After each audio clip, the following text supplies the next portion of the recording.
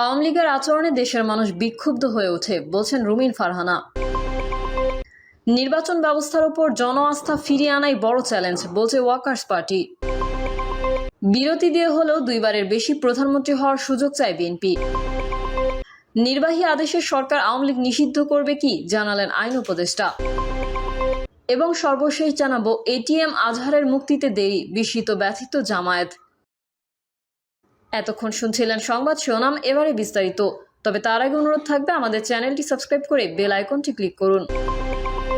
আওয়ামী লীগের আচরণে দেশের মানুষ বিক্ষুব্ধ হয়ে ওঠে বলছেন রুমিন ফারহানা। বিএনপির সহ আন্তর্জাতিক বিষয়ক সম্পাদক ব্যারিস্টার রুমিন ফারহানা বলেছেন, আওয়ামী লীগ ক্ষমতায় থেকে শুধু বিরোধী দলের নেতাকর্মীদের গুম খুন সহ তাদের বিরুদ্ধে মিথ্যা মামলা দিয়ে দাবিয়ে রাখতে চেষ্টা করেছেন। হাজার হাজার বিএনপি নেতার বিরুদ্ধে মামলা দিয়ে কারাগারে পাঠিয়েছেন। দেশনেত্রী খালেদা জিয়ার বিরুদ্ধে ষড়যন্ত্রমূলক মামলা দিয়ে তাকে কারাগারে পাঠিয়েছেন। আওয়ামী লীগের এই ধরনের আচরণে দেশের মানুষ বিক্ষুব্ধ হয়ে ওঠে। তিনি বলেন, আওয়ামী লীগ তার অপকর্মের জন্য দেশকে কুক্ষিগত করে রেখেছিলেন, কিন্তু পারেন নাই। অবশেষে ছাত্র জনতার আন্দোলনের চাপের মুখে নেতাকর্মীদের ছেড়ে তিনি পালিয়ে গেছেন দেশ ছেড়ে। এখন যিনি ক্ষমতায় আছেন তিনি সারা বিশ্বের কাছে সুপরিচিত। আমরা চাই তার কাছে আহ্বান জানাই, গণতান্ত্রিক পদ্ধতিতে ডিসেম্বরের মধ্যে দেশের নির্বাচনের ব্যবস্থা করুন। তিনি বলেন, বিএনপি এমন একটি রাজনৈতিক দল যা জনগণের কথা চিন্তা করে। দেশের মুক্তিযুদ্ধকালীন সংকটময় মুহূর্তে আওয়ামী লীগ নেতাকর্মীরা যখন ভারতে পালিয়ে গিয়েছিল, তখন জিয়াউর রহমান স্বাধীনতার ঘোষণা দিয়ে মাঠে যুদ্ধ করেছেন, দেশকে স্বাধীন করেছেন। নির্বাচন ব্যবস্থার উপর জন আস্থা ফিরিয়ে আনাই বড় চ্যালেঞ্জ বলছে ওয়ার্কার্স পার্টি। নির্বাচন ব্যবস্থার উপর জন আস্থা ফিরিয়ে আনাই নির্বাচন কমিশনের জন্য বড় চ্যালেঞ্জ বলে মনে করছে বিপ্লবী ওয়ার্কার্স পার্টি। পার্টির পক্ষ থেকে বলা হয়েছে, জাতীয় সংসদ নির্বাচনকে অলাভজনক করতে পারলে নির্বাচনে ইঁদুর দৌড় অনেকখানি বন্ধ করা সম্ভব। তাই নির্বাচনী আচরণবিধি চূড়ান্ত করার আগে রাজনৈতিক দলসমূহের মতামত নেওয়া প্রয়োজন। বৈঠকে সাইফুল হক বলেন, ধসে পড়া নির্বাচন ব্যবস্থার উপর আস্থা ফিরিয়ে আনা এবং জনপ্রত্যাশা অনুযায়ী অবাধ, নিরপেক্ষ ও বিশ্বাসযোগ্য জাতীয় নির্বাচন অনুষ্ঠানই নির্বাচন কমিশনের সবচেয়ে বড় কর্তব্য। গত 3টি জাতীয় নির্বাচন যারা নষ্ট করেছে তাদেরও আইনের আওতায় আনতে হবে। সাংবিধানিক প্রতিষ্ঠান হিসেবে নির্বাচন কমিশনের স্বাধীন কার্যকরী ভূমিকার উপর জোর দেন। জাতীয় নির্বাচনের আচরণবিধি চূড়ান্ত করার আগে রাজনৈতিক দলসমূহের মতামত নেওয়ার আহ্বান জানিয়ে সাইফুল হক বলেন, নির্বাচনে টাকার খেলা, সন্ত্রাস, গুন্ডামি ও প্রশাসনিক ম্যানিপুলেশন বন্ধ করতে না পারলে নির্বাচনের উদ্দেশ্যই ব্যর্থ হবে। সংসদ নির্বাচনকে অলাভজনক করতে পারলে সংসদ নির্বাচন কেন্দ্র করে ইঁদুর দৌড় অনেকটা বন্ধ হয়ে যাবে বলে আশা প্রকাশ করেন তিনি। বৈঠকে বিপ্লবী ওয়ার্কার্স পার্টির পক্ষ থেকে আসন্ন জাতীয় নির্বাচনকে অবাধ ও নিরপেক্ষ করতে 31 দফা প্রস্তাবনা তুলে ধরে তা বাস্তবায়নে কার্যকর উদ্যোগ গ্রহণের আহ্বান জানানো হয়। বিরতি দিয়ে হলেও দুইবারের বেশি প্রধানমন্ত্রী হওয়ার সুযোগ চায় বিএনপি। বিএনপির স্থায়ী কমিটির সদস্য সালাউদ্দিন আহমেদ বলেন, আমরা প্রস্তাব করেছি প্রধানমন্ত্রী পদে টানা 2 মেয়াদের বেশি কেউ থাকতে না পারলেও একবার বিরতি দিয়ে আবার প্রধানমন্ত্রী হওয়ার সুযোগ থাকতে হবে। সালাউদ্দিন আহমেদ জানান, বিএনপির এই প্রস্তাবের পর ঐকমত্য কমিশন থেকে প্রধানমন্ত্রীর পদ থেকে এক ব্যক্তির একাধিকবার থাকা নিয়ে বিএনপিকে নতুন প্রস্তাব দেওয়া হয়েছে, কিন্তু সেটা তারা এখনই প্রকাশ্যে আনতে চান না। আগে কমিশনের প্রস্তাব নিয়ে দলীয় ফোরামে আলোচনা করবেন। রাষ্ট্রপতির বিদ্যমান ক্ষমতার বাইরে আরও কি কি ক্ষমতা বৃদ্ধি করা যায় সেটা উল্লেখ করে সংবিধানের 48-এর 3 অনুচ্ছেদের পর আরেকটি অনুচ্ছেদ যুক্তি করার পক্ষে বিএনপি মত দিয়েছে বলে উল্লেখ করেন সালাউদ্দিন। তিনি বলেন, যা পরবর্তী সময়ে সংসদে আলোচনার মাধ্যমে হবে, আর রাষ্ট্রপতি সংসদের উভয় কক্ষের সদস্যদের ভোটেই নির্বাচিত হবেন। কমিশনের এই প্রস্তাবে বিএনপি একমত। একই ব্যক্তি সরকার প্রধান, দল প্রধান ও সংসদ নেতা হতে পারবেন না।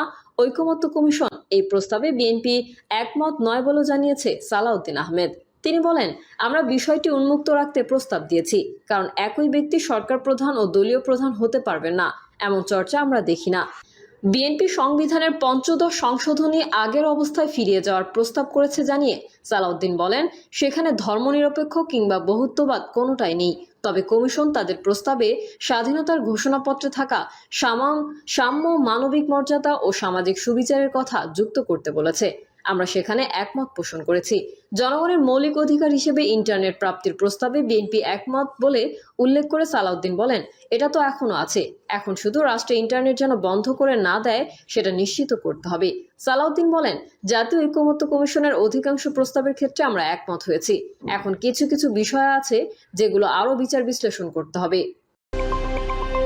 নির্বাহী আদেশে সরকার আওয়ামী লীগ নিষিদ্ধ করবে কি, জানালেন আইন উপদেষ্টা। আগামী 15 দিনের মধ্যে আইন তৈরি করে আওয়ামী লীগকে নিষিদ্ধের দাবি জানিয়েছে জাতীয় নাগরিক পার্টি। সোমবার আওয়ামী লীগের রাজনৈতিক কার্যক্রম নিষিদ্ধ, সংস্কার ও গণপরিষদ নির্বাচনের দাবিতে আয়োজিত বিক্ষোভ মিছিল ও সমাবেশে এই দাবি করে দলটি। এছাড়া এই দাবি বাস্তবায়ন করতে গেলে নির্বাহী আদেশ ছাড়া আওয়ামী লীগকে নিষিদ্ধ করা সম্ভব নয়। এদিকে আইন, বিচার ও সংসদ মন্ত্রণালয়ের দায়িত্বপ্রাপ্ত উপদেষ্টা অধ্যাপক ডক্টর আসিফ নজরুলের কাছে যুগান্তরের পক্ষ থেকে জানতে চাওয়া হয়, নির্বাহী আদেশে আওয়ামী লীগকে নিষিদ্ধ করার পরিকল্পনা সরকারের আছে কিনা। জবাবে আইন উপদেষ্টা বলেন, একটা দল নিষিদ্ধ করা বা নিবন্ধন বাতিল করা সংক্রান্ত বিভিন্ন আইন দেশে রয়েছে, নজির রয়েছে, আদালতের রায়ও রয়েছে। দল নিষিদ্ধকরণের ব্যাপারটা আদালতের রায় হতে পারে, এটা নির্বাচন কমিশনের মাধ্যমে অথবা পাবলিক ইন্টারেস্ট লিটিগেশনের মাধ্যমেও হতে পারে। এই মুহূর্তে এটা নিয়ে কিছু বলতে চাই না। বিচারিক প্রক্রিয়ার উপরে ছেড়ে দিয়েছি, বাংলাদেশের মানুষের মতামতের উপর ছেড়ে দিয়েছি।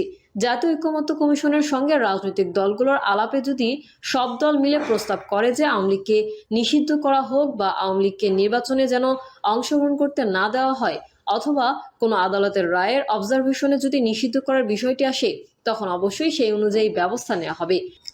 রাজধানীর হেয়ার রোডে তার সরকারি বাসভবনে দেওয়া এক সাক্ষাৎকারে সমসাময়িক বিভিন্ন ইস্যুতে খোলামেলা কথা বলেন সরকারের এই উপদেষ্টা। গণঅভ্যুত্থানের পর বিপ্লবী সরকার গঠন না হয়ে কেন অন্তর্বর্তী সরকার হলো? জবাবে ডক্টর আসিফ নজরুল বলেন, তৎকালীন প্রধানমন্ত্রী শেখ হাসিনার পতন অনেকটা আকস্মিক ছিল। নতুন সরকার গঠন নিয়ে খুব একটা প্রস্তুতি ছিল না। শেখ হাসিনার পতনের পর কি ধরনের সরকার গঠন হবে সেটা নিয়ে সিরিয়াস আলোচনা, কথাবার্তা হয়নি। তখন আমরা শেখ হাসিনাকে কিভাবে সরাবো সেটা নিয়ে উদ্বিগ্ন ছিলাম। ফলে দ্রুত এত কিছু পরিকল্পনা করে সরকার গঠন করা সম্ভব হয়নি। আমি মনে করি 5ই আগস্ট গণ অভ্যুত্থান ছিল, সেখানে বিপ্লবের উপাদান ছিল, কিন্তু বিপ্লব ছিল না। বিপ্লব সেটা যেখানে বিপ্লবের সুনির্দিষ্ট রোডম্যাপ থাকে, প্রস্তুতি থাকে, বিপ্লবের পক্ষে বাহিনী থাকে, কিন্তু সেখানে এগুলো কিছু ছিল না। তবে শেখ হাসিনা যদি আরো বেশি দিন ক্ষমতায় থাকতো, তাহলে আরো গণহত্যা চালাতো, তাহলে এটা বিপ্লবের রূপ নিতে পারত। শেখ হাসিনা এত দ্রুত লেজ গুটিয়ে পালাবে তা ভাবতে পারেনি। এই সরকার গঠনে এত চিন্তা বা পরিকল্পনা করার সময় ও সুযোগ ছিল না। এটিএম আজহারের মুক্তিতে দেরি, বিস্মিত ব্যথিত জামায়াত। মানবতা বিরোধী অপরাধের মামলায় জামায়াত নেতা এটিএম আজহারুল ইসলামের মৃত্যুদণ্ডের রায়ের বিরুদ্ধে আপিল শুনানির তারিখ ফের পেছানোর ঘটনায় বিস্মিত এবং ব্যথিত জামায়াত ইসলামী। এমনটা জানিয়েছেন দলটির সেক্রেটারি জেনারেল মিয়া গোলাম পরোয়ার। মিয়া গোলাম পরোয়ার বলেন, আমরা খুবই বিস্মিত এবং ব্যথিত যে 5ই আগস্টের পর যারা আওয়ামী ফ্যাসিবাদের কাছে অন্যায়ভাবে আটক ছিল তারা সকলেই মুক্তি পেয়েছেন। এটিএম আজহারের বিরুদ্ধে যেসব অভিযোগ আনা হয়েছে এসবের সঙ্গে তার তিলমাত্র সম্পৃক্ততা নেই। আইনজীবীরা যতটুকু সম্ভব আদালতে তা প্রমাণ করার সক্ষম হয়েছেন। জামায়াতের এই নেতা জানান, 8 মাস সময় পার হয়ে গেল। দেশের মানুষ যারা ন্যায় বিচারের অপেক্ষা করছেন তারা সবাই ব্যথিত। তবে আমরা হতাশ নই। আদালতের কাছে আমরা সুবিচারের জন্য ধৈর্য ধারণ করব। প্রিয় দর্শক, এই ছিল এখনকার সর্বশেষ সংবাদ। আপডেট সংবাদ পেতে চ্যানেলটি সাবস্ক্রাইব করে বেল আইকনটি ক্লিক করুন। কমেন্টে আপনার মতামত জানিয়ে আমাদের সাথেই থাকুন। ধন্যবাদ সবাইকে। আল্লাহ হাফেজ।